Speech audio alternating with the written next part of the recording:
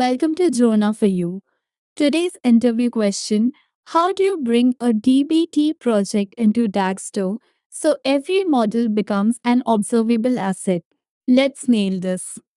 When an interviewer asks this, they're testing whether you know the asset model, not just shell commands.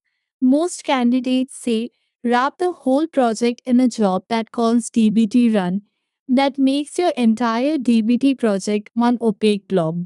You lose per model lineage, can't materialize a single model, and can't see which table broke.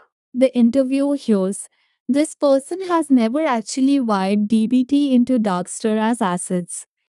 Here's how to nail it. Install Daxter DBT, point it at your project, and use the DBT Assets Decorator. Daxter reads the DBT manifest, the compiled dependency map DBT produces, and turns every model into a software defined asset, a function that declares a piece of data you want to exist. Because DBT's ref relationships already encode which model feeds which. Daxter maps those as asset dependencies automatically.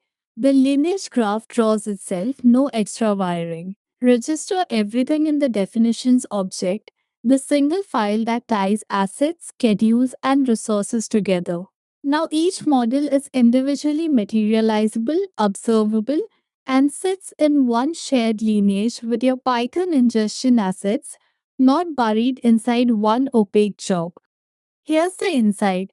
The DBT manifest must be fresh, run DBT pass before Daxter boots, or your asset graph reflects stale dependencies. Also use DBT node selection syntax to surface only a subset of models as assets.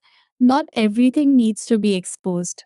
That tells the interviewer you've done this on a real project with hundreds of models, not just read the docs. Keep learning, keep building. Thank you for learning with Drona for You.